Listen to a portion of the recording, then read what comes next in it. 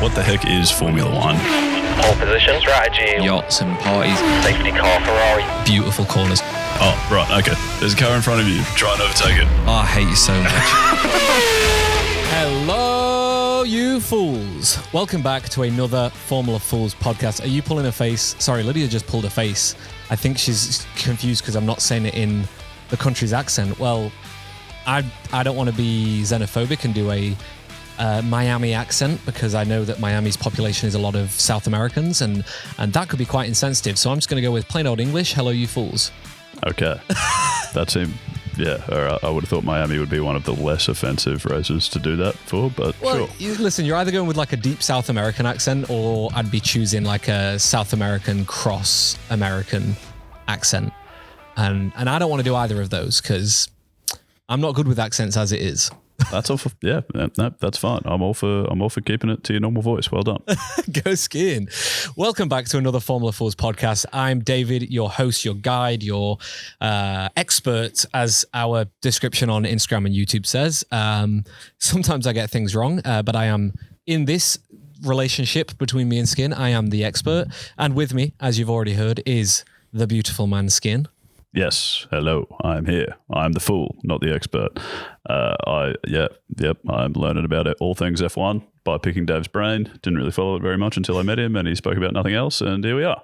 Go Skin. And whereabouts are you right now? Why are we doing a remote pod? What is your adventure this time? Yeah.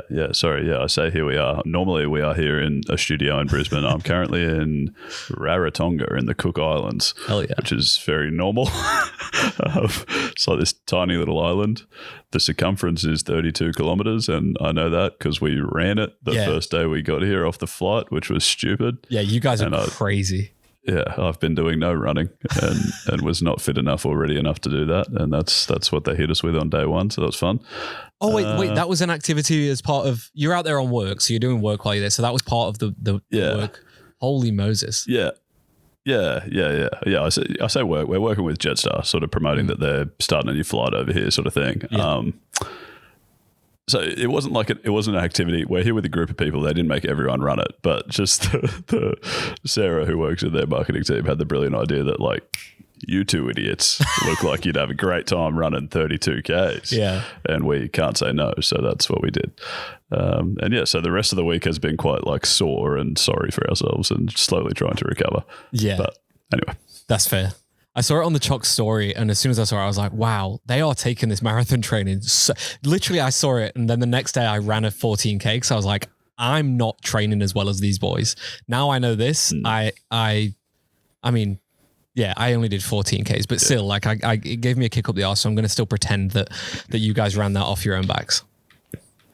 Yeah, no, I've done no training. You don't need to be worried about my training. I'm okay. Cooked.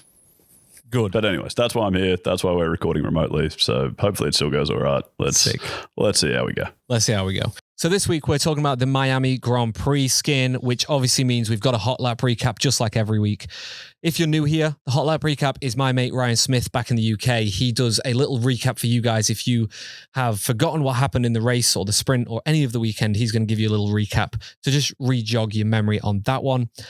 He does it in a nice little concise form, but he did give me a note this week to just say he's on holiday in Germany. It was super late at night. He'd been out all day and he rushed to get this one over to us. So a massive thank you to Ryan for that. And if he's rushed or sounds a bit groggy, that's the reason. But let's get into it. Oh, he's got a jingle. We'll play the jingle. The race is over. It's that time in the show for the hot lap recap. Let's go. Welcome back to the Hot Lap Recap. And this week, Formula One rolled into Miami, a race where the glamour is fake, the marina is fake, and the grass in the runoff is fake. And this year, the threatened rain was also sort of completely fake. They brought the start forward by 3 hours to avoid a storm that in the end produced about 4 raindrops and a lot of meteorologists looking awkward. Right, let's start with the headline. And honestly, at this point, you can probably guess it. Kimi Antonelli, 19 years old, 3 wins in a row and a 20-point championship lead.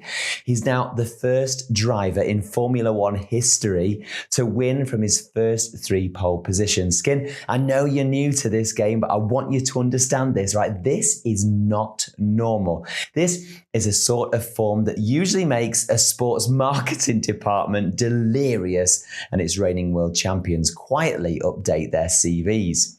Lando Norris, speaking of world champions, he finished second in the main race and he won the sprint, but he was livid about finishing second. You see, McLaren brought a big upgrade package to Miami and it worked. Norris had the pace to win, but Mercedes undercut him at the pit stops. He made a couple of mistakes on his in-lap. The stop itself was slow, and on the radio he said, "How did we not win this?" Which is a question that Lando has been asking himself quite a lot these last few seasons. Oscar Piastri, he took third, meaning McLaren are very much back in contention. And George Russell, do you remember him? A pre-season title favourite. Finished fourth. Yeah, he's now 20 points behind his teenage teammate. That's almost a clear win, Dave. And Russell did briefly inherit a podium position on the final lap when Charles Leclerc threw his Ferrari into a wall, but the stewards later gifted that back. And Max Verstappen, well, didn't he have an interesting afternoon as well? He spun 360 degrees on lap 1 after getting squeezed by Leclerc. He dropped to 10th, fought back briefly, led the race through pit stop strategy, and eventually finished 5th. He also picked up a 5-second penalty for crossing the pit exit line, was cleared for a touch with Russell, and generally raced like a man who has decided that, well, if this is what Formula One is now, he might as well go out there and enjoy himself. Several rivals, of course, complained about his aggression on track, and Max presumably just didn't read those complaints. Charles Leclerc's afternoon deserved its own chapter as well. Pitted early without being consulted. "I was not informed," he radioed, sounding like a man receiving a parking ticket. He lost a podium position to Piastri on the penultimate lap, and then on his final lap, he spun on his own, he hit the wall, he punctured a tyre, lost 2 more places, and then picked up a 20-second penalty for leaving the track repeatedly. Final classification? 8th, promoting, of all people, Lewis Hamilton to 6th. Now, the other retirements, because Miami provided some absolute corkers. Isaac Hadjar binned his Red Bull at the chicane entirely on his own. Pierre Gasly's Alpine was launched into a complete somersault by Liam Lawson at the final corner, an actual airborne gymnastic display from a Grand Prix car. Thankfully, Gasly was fine. And Hamilton's Ferrari was damaged in the first lap clash with Franco Colapinto, who somehow still managed to finish 7th. And the Williams pair, yes, Dave, of Sainz and Albon took the final 2 points in 9th and 10th. Dave, frame it. Both cars finishing and both in the points. Get it on a plaque or something. Go on. So there we go. 4 races in. Antonelli is running away with it. McLaren look revived. Ferrari look confused. And Red Bull look quick-ish occasionally. Russell looks bloody well haunted, and Formula One has officially invented a subcategory of racing named after a bit of string and a plastic disc. Yes, we're yo-yo racing now. That's the Hot Lap recap. I'm Ryan, and I'll see you all out next time. By the way, I'm coming to you live from Germany this time, hence why you can see the Stuttgart logo on the wall behind me. And why I'm a little bit tanned and why my voice is worse for wear, because it's been one heck of a trip down into the land of Stuttgart. See you next time, folks. So this week's skin, we're talking about, and to the fellow listeners, all of the listeners out there, we are talking about the Miami Grand Prix. Now, we had a sprint race weekend, so obviously we had quite a lot of on-track action that more people view, because normally during a normal race weekend people only watch qualifying the race, so a lot of people were watching 4 sessions instead of 2 sessions. Firstly, Skin, what did you think of the race? Did you, like, overall, what were your thoughts of the weekend based on we're in this new era? We've had 3 races so far that have been generally not well received, and so what was your thoughts on like this one as a whole? Yeah, right. Nice, Dave. Wonderful question. Flipping the script, hey? I be asking you that. But no, I would say my main takeaway from the weekend was that it was like after the first few races that we have had where Mercedes were winning very comfortably. Yes. And maybe there's a little bit of bias in this as a McLaren fan, but it was nice to see McLaren have made a bit of progress and they're sort of looking a bit racier now. I think they would have earned more points over the weekend, including the sprint, than Mercedes did. Yeah. So they've sort of got a little W in that sense. And even like seeing Max look a little bit faster, it seemed like everyone with a month off made a bit of progress, and it looked like better racing and a bit more competitive. Yeah. And Overall. that was nice. Yeah. Yeah. No, I agree with that. There were some changes to the regulations with the sessions, with qualifying and with the race sessions, with battery deployment and things like that. Listen, I read them. I'll be honest with you, because we had quite a few people messaging us asking if we'll do a video to explain it. It's very technical stuff. And even after reading it and reading a couple of articles, I don't really fully understand the changes that were made and why they were made. But everyone kept saying, like James Vowles did a whole thing saying, this is going to make the racing better. And the racing was better. So I'll take it. I'll take whatever changes they've made to make the racing closer and to make the qualifying a bit more competitive instead of it being very one note. Okay. But what I will say is it also comes with a hell of a lot of people bringing a hell of a lot of upgrades to this race. Yes, yeah. Wait, so sorry. So to clarify, so we've had these first few races of the season that kind of sucked because Mercedes dominated, and there was all this talk about how after X races we'll review the regs and yada, yada, yada. So they've reviewed the regs and changed stuff, and the changes are largely insignificant. Is that what we're saying? Like, no. You kind of... No. The changes aren't insignificant. They're just complicated because they've changed energy deployment and the way that energy is harvested and things like that. So there's all of these like minor changes to the electrical side of the system. And so they're trying to kind of limit or stop super clipping, which will hopefully then bring people closer, because we know that the Mercedes powered cars have better deployment and the Ferrari powered cars have a smaller turbo and better starts. Didn't change the starts, as we'll get onto in a little bit, but it certainly has brought the deployment lower. Like I didn't hear anyone talking about super clipping over the whole weekend, which was fantastic. Okay. So they are quite significant things, and they have changed the racing. It's more that I don't understand. Like we're talking about power outputs, we're talking about wattage, and then kilowatts, and then horsepower, and like all this shit in the thing. And I was reading it, and I was like, I watched so many videos about it when they first announced the thing. And I left the videos potentially more confused than I entered the videos. So like, I love what they've done, because as a fan, I can look at it and go, that was great racing. But as like trying to understand the rules, I was like, fuck, I need someone way smarter than I am to be able to talk on this on the podcast. So I'm just going to not even attempt it, because yeah, I'm definitely not smart enough to interpret the rule changes that they made. Okay. Nice. Look at you growing, Dave. Look at me. Instead of just... We're going to talk about... Sorry. You go. You were going to talk about upgrades. What do you know something about the upgrades people have brought? Because that obviously made some difference as well. I assume McLaren have done something to suddenly be like 1 and 2 in the sprint and then 2 and 3 in the race. Yeah. So McLaren have brought...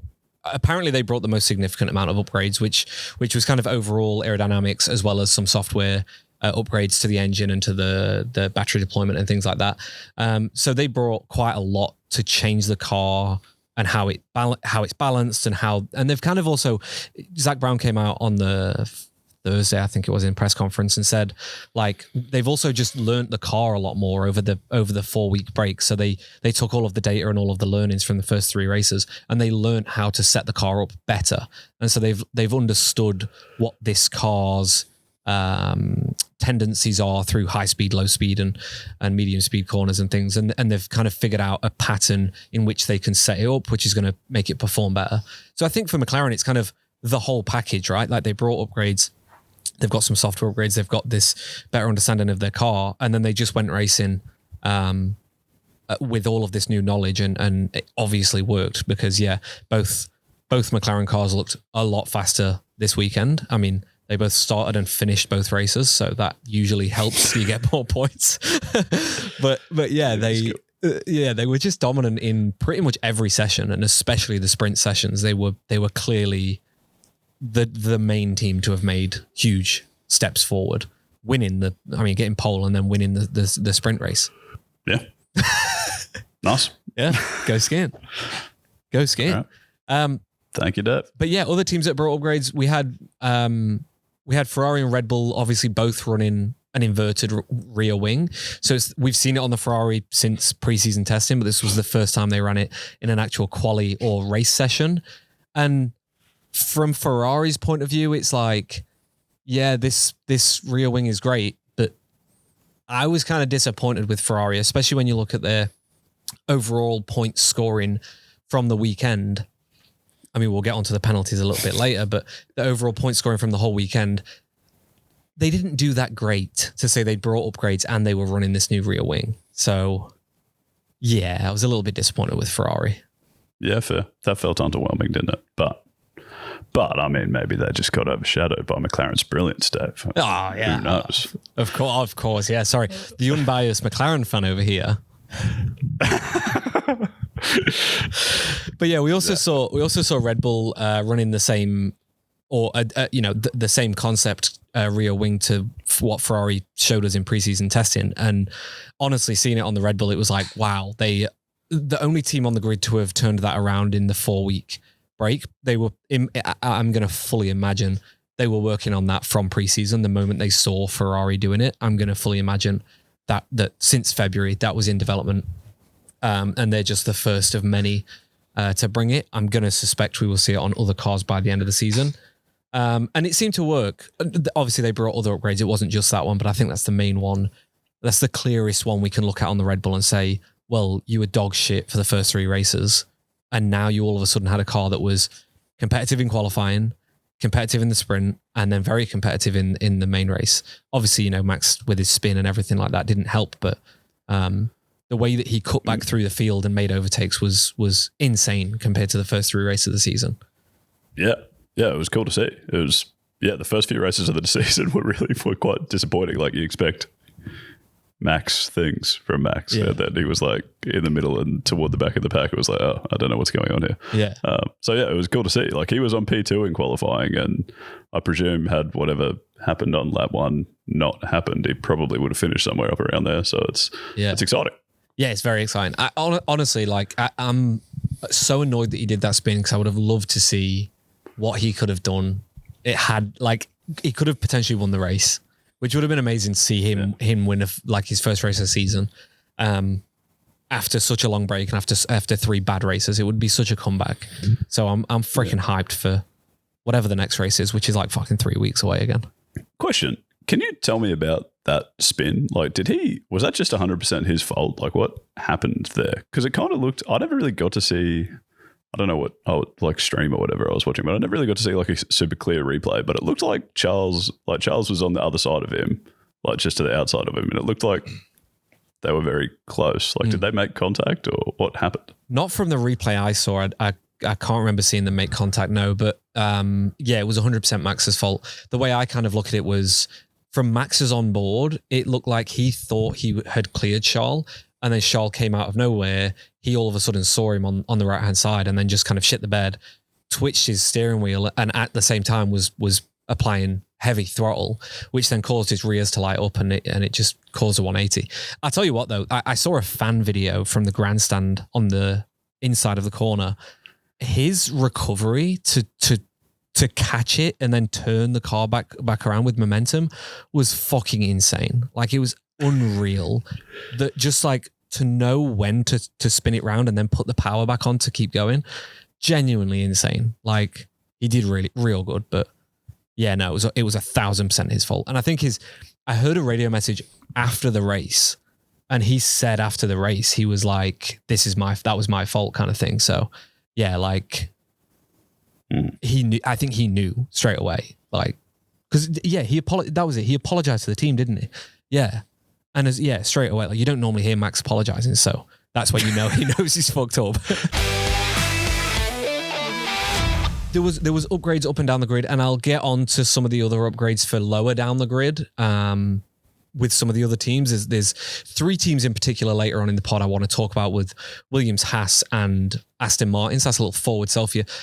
What I want to do now is I just want to talk about the FIA, the stewards, and the penalties that were fucking given out during this race weekend. Because, oh my God, if you're a casual fan and you just tune into the race, you would have, and you don't follow much social media post-race, and you move on, especially like a lot of the new Netflix fans that are across multiple sports, you know, on a Sunday arvo in Europe or a Sunday morning in America, you would have watched that race, you would have switched over to another sport, and you would have gone about your day. We had post-race, Max gets a 5-second penalty. I think that one was 2 or 3 hours after the race for crossing the pit lane exit line during his first pit stop. Right. Such a fair penalty. He 100% should get a 5-second penalty for that. It's against the rules. However, he was under investigation during the race and didn't get the penalty until hours after the race. Why? Like, why can't we fucking look at a camera and make a decision? The FIA have way more than enough money to be able to put personnel behind it. Doesn't stop there. Charles Leclerc got a 20-second penalty. A 20 fucking second penalty for going off track a few times after he span on the last lap. Right. We saw Lewis Hamilton do this in whatever race it was last year, get no fucking penalties, and then everyone kicked off about it and was like, why did Lewis not get a penalty for that? Because I think Fernando was following him, and Fernando gave him shit on the radio and was like, he deserved, like, shall I just go off the track then? And like Charles has done it, very similar situation to Lewis. Okay, I think Lewis had no brakes, so maybe you can be fairer to him. But Charles's car was fucked at the end of that race after that spin. He was doing it for safety reasons, so he wouldn't crash any further. For all I know, I've not read too much into what the issue was. So for all we know, he had brake issues as well. But like, why did it take 5 to 6 hours post-race for his penalty to come out? That's number one. And then why the fuck was it 20 seconds? I feel like that number has genuinely to be plucked out of thin air. Like, I feel like that is just such a nonsense number. Right. Okay. What should the number be for something like that? 10 seconds? Like a normal penalty? 20-second penalty feels harsh. Because it's for going off the track a few times. Because I think what we need to do is we need to look at, like, okay, he span. If he had carried on and did the corners normally, would he have lost the 2 positions that he then lost? Maybe he would have lost 1. Would he have lost 2? Maybe not. So a 20-second penalty feels really harsh for what he did. He potentially wouldn't have even lost a single penalty, a single position. But would he have gained 20 seconds extra by doing it? I don't feel like he would have gained that extra time because he was clearly not on full throttle the whole of that last lap. Like, it's not like he was going off track fucking fanging it. Like, yeah, okay. It just didn't feel like he was gaining more than what the penalty, you know what I mean, or equal to what the penalty was. That's why it feels really unfair to me. Yeah, okay. I know what you mean, and I don't disagree with you. But if I could try and offer perhaps like my best guess at the other line of thought is, I don't imagine they'd be thinking that he gained a 20-second advantage. I wonder if they're thinking more about it from like a safety perspective of if there's something wrong with the car and he's not able to control it to a point where he can keep it between the lines, then it's probably dangerous and you shouldn't be driving a dangerous car. You should have retired it. Yeah, that's very fair actually, Skin. I'd not looked at it that way. That's very, very fair. You got me there. He's celebrating that one. Yeah, I didn't look at it that way. But still, my point stands. They should not be giving out penalties for 5 to 6 hours. You can't come back on that one. But yeah, that does seem crazy. I don't know. Come back to that. And also, isn't there for exceeding track limits? Isn't there a whole flag system? Shouldn't they get a flag each time he does it, and then you get a flag saying like if you do it one more, then you get a penalty? Isn't there a whole thing? And I think this kind of almost leans into your argument. There is they're trying to deter people from doing this on the last lap because yes, there is. You're supposed to have, it's kind of like a 3 strikes then you're out kind of system. And so you would then get a black and white flag, and after a black and white flag is then when the penalty comes. Essentially, the way I kind of look at that is like, if it's the last lap and we went to that system, everyone would then just do it. Because if you've had no strikes throughout the race, you're just going to do it all of the times you can, especially on a track like Miami, where there's really only 3, maybe 4 places where you can actually abuse track limits. You could then use up all of your ones on the last lap. So, potentially the harsher penalties to deter people from doing that in the future as well. So yeah, actually, do you know what? There are now 2 fucking good arguments for me not being angry about a 20-second penalty. And I just came up with one of them. God damn it, Skin. Well done. Look at us. Okay, well, there was a couple more penalties that pissed me off. So Kimi Antonelli also got a sprint penalty for going over track limits, which also came after the session, but he was being investigated during the session. Alex Albon got a sprint qualifying penalty that came after the session, which literally and this pissed me off that he didn't get it during the session, because Liam Lawson, I think it was, in the Racing Bulls, he got knocked out of SQ1 and Alex got through, but Alex's time was then deleted, pushing Alex down the thing. But it meant that Liam didn't get a chance to qualify higher. In SQ1, it meant that Liam didn't get a chance to qualify higher for SQ2. And that really annoyed me, because I'm like, okay, yeah, on one hand, Williams, we got up the field, blah, blah, blah, whatever. But Liam and Racing Bulls must feel robbed, because they could have qualified 1, 2, maybe 3 places higher had they got the opportunity to go through to that session. And so I'm just frustrated. There's 4 penalties over this weekend that all came post-session. It was all slow from the FIA. Most of these were being investigated or talked about on commentary during the session. And I just kind of feel like we had this at times last year, and then towards the end of last year, they kind of got over it and they were really on it. And now it just feels like we've gone backwards again, and we're back to square one with slow turnaround from the FIA. And I hate to see it. I really, really hate to see it. All right. Very fair. Yeah. Thank you, Skin. I mentioned a little bit before this that I had a gripe. I had some things with some other teams. The gripe I've got is with Haas. So I'll talk about them first. Haas have done such a good job in 2026. They've got an amazing engine under the bonnet. They've got a great car. Both the drivers seem to be performing very well. They've had 3 amazing races at the start of the season. And then they kind of came out in Miami and just meh. Do you know what I mean? They were just very I don't feel like they're going to do anything this weekend, and I'm really freaking confused by them. I don't know if it's because they didn't bring major upgrades, and maybe they've got some major upgrades coming for Canada or the European leg of the season, but yeah, it just kind of feels like they've just kind of stood still while everyone else in the field has moved forward. Apart from Aston.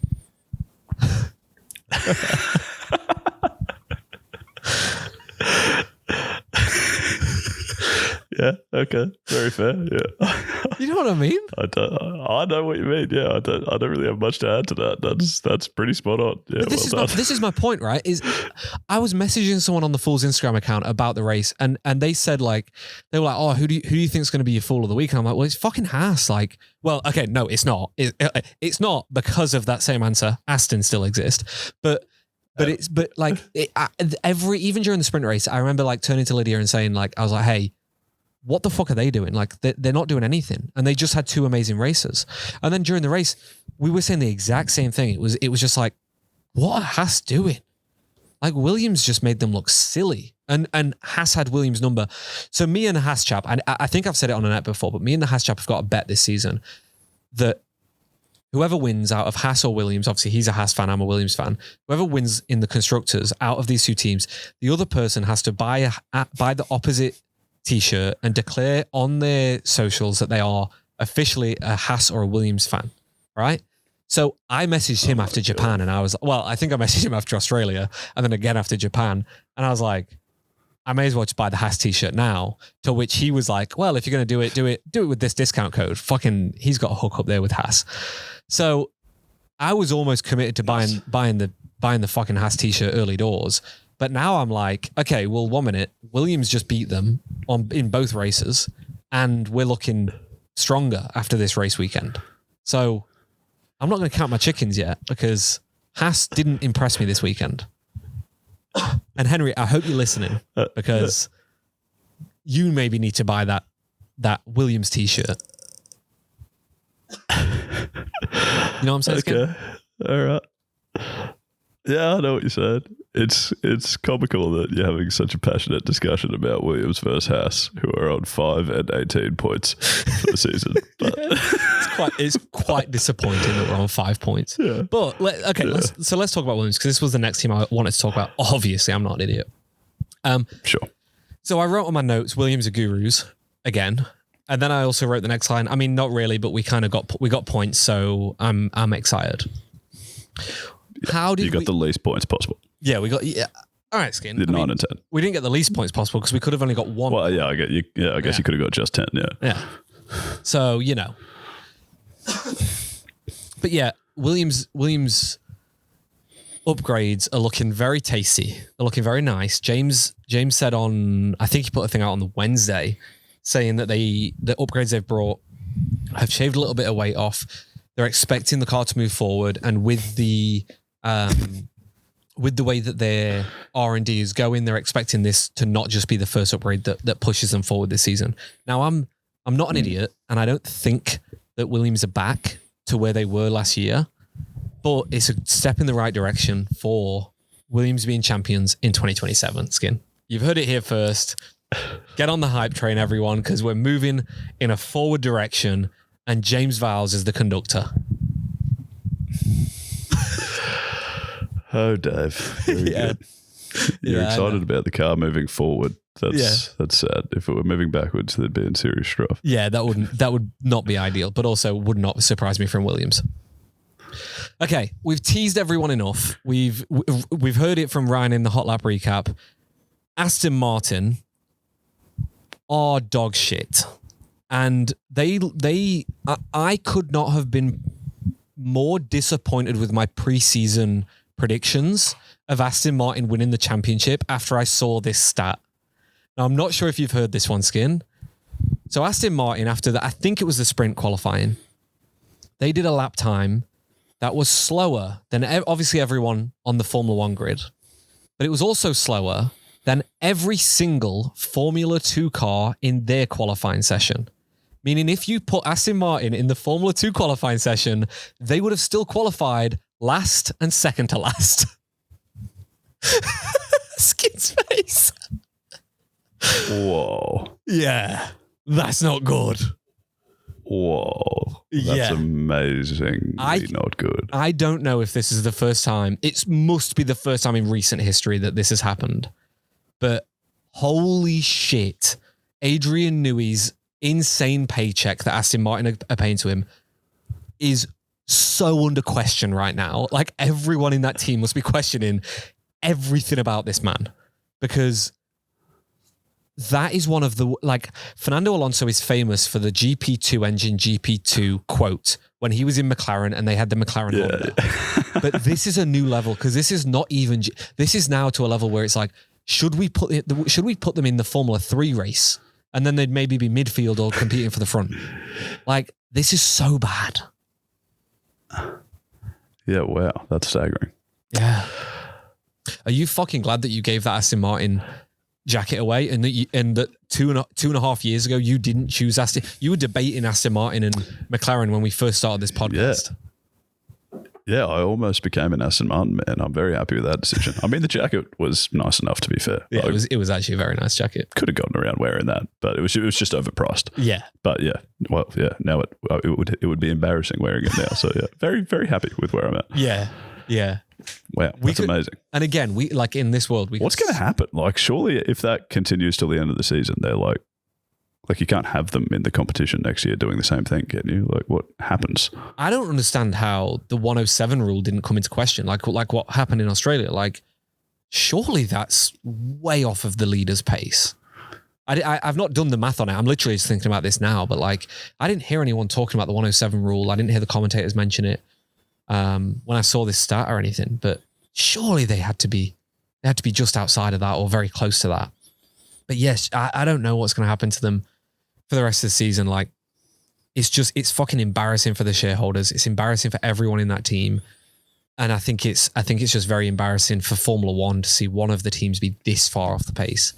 Yeah, that's kind of what I mean. Is like, surely as F1, you want it to be the pinnacle of racing. Yeah. Well, if one team is worse than everyone in the Div 2s, it's like, okay, well, you're not welcome anymore. Yeah, it's so bad. They have to get faster. They just have to.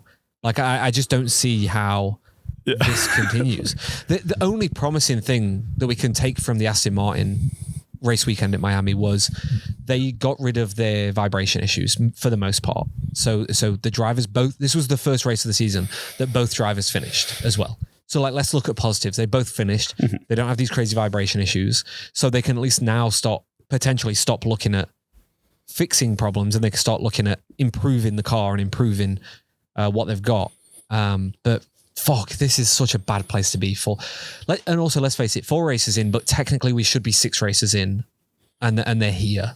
It's just, it's real. And when you look at the strides that McLaren and Red Bull and Williams, like Williams made massive strides, really, as well. But especially McLaren and Red Bull, huge strides in the past 4 weeks. Oh, it's so embarrassing. So embarrassing. So this kind of moves on perfectly to Fool and Guru of the Week. So my Guru of the Week, I kind of think it's going to be obvious. Oh, actually, no. Lydia's just pointed something out to me. This is my Guru of the Week. And we've not talked about them at all. But holy fuck. Alpine are gurus. And again, you never hear me saying this. But they did so fucking well this weekend. Okay, they didn't pick up all of the points. They had a crash in the race. And like they got very unlucky with things. But they are looking fast. Yeah. Yeah, okay, fair. What did they do? They finished, I think Colapinto got P8, and then obviously Gasly had the crash in the race. But my God, they both qualified in the top 10 for both qualifyings. They finished I think it was P8 and 10 in the sprint race. And then, I think without Gasly's crash, there's no way that he would have finished behind the Williams. Like they both of them were fast enough to beat both Williams. Yeah, okay. All right. I was almost going to have Gasly as my Fool of the Week. Not that it was really his fault, but just like, you can't be flipping your car upside down. That just looked too funny. You can't be flipping your car. You can't be doing it like he was just like, I want to roll over here. 40 k's an hour and then boink. Who was it that hit him? Was it the... Who was it? It was Lawson. It shocked me. That man just hits everyone. My God. Yeah. Hajar's crash as well. We've not even spoke about this, but fuck, Hajar sitting and banging. Hajar gets my Fool of the Week. Sitting and banging the wheel like that for like fucking 10 minutes. Like every time it was like, we saw it happen. We saw him hitting the wheel and there was the commentator was like, oh, look, he's so frustrated. Safety car came out. We see a few laps and like, obviously he's been told by the team, like, don't get out the car yet. You're in a vulnerable position, like wait in there. But we cut back to him like, what feels like 5 minutes later, and he's still fucking banging the wheel. I'm like, oh my God, brother, like, give it a rest. Like, he gets out the car and he's like giving it one of them. I'm like, oh mate, just fucking, like, come on. Yeah, like it's just so like, it's just like little kid vibes. Like he's scared of being told off and things like that. And it's just, my God, we need to stop that, Isaac. You're better than that. Because the thing is with him, right, is like he beats himself up so much. He's going to come back in the next race. He's going to be an absolute guru, and he's going to fucking put it on third or some shit. Like he always does this. Every time he has a bad race, he always bounces back real good. So it's just like, let's just cut this bullshit out and just feel bad for yourself in private. Fair enough. Yeah, all right. I like it. And then, my guru would probably just be McLaren, really, finding some pace. I think it was a toss-up between them. Nothing particularly exciting. A toss-up between either them or Kimi going three race wins on the trot as a 19-year-old against George, who should be like a pretty clear number one in that team. Was cool. Yeah, George just kind of didn't touch Kimi all weekend. I think I saw a stat as well that with Kimi getting 3 back-to-back pole positions in qualifying, I think he's the first. I think he joins the names of Senna and Schumacher. I think they may be the only 3 to have gotten your maiden pole and then 3 consecutive poles after your maiden one. Don't quote me on that one. Please, people, correct me in the comments if I'm wrong, but I'm sure I read or saw that or heard about that somewhere. So that's also super impressive. But Kimi and McLaren, they definitely both deserve Guru of the Week. They were phenomenal. I just needed to give Alpine their flowers. I feel like I bag on them quite a lot because I don't like French people or Flavio.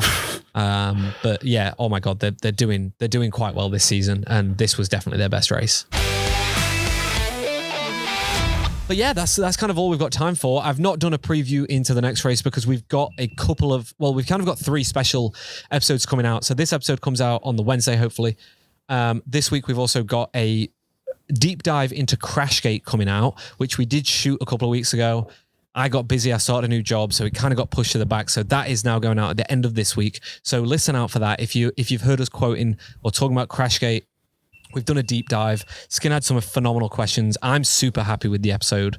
And so that one's going to go out at the end of this week or this weekend.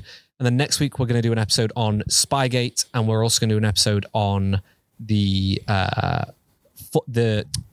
US Grand Prix of 2005, because we kind of touched upon that at the end of the Crashgate episode. And yeah, I kind of feel like them two there'll be two great eps to put out. So that's next week. And then I think the week after we're back, but don't quote me on the times. We may have to spread them other two out a little bit until the next race. So yeah, bear with us on that one. But thank you for listening to this week's pod. I hope you've enjoyed it. It's obviously a little bit different with Skin not being in the studio, but still leave us a rating and review, follow us on all socials and do all that good stuff, and head over to the website and grab some merch. Check out all of the pages we have to offer there, and get in touch with us via email or SpeakPipe on that channel. You got anything to say, Skin? No, that was thorough. Well done. Thank you, everyone. Go Skin. We'll see you next time. Goodbye.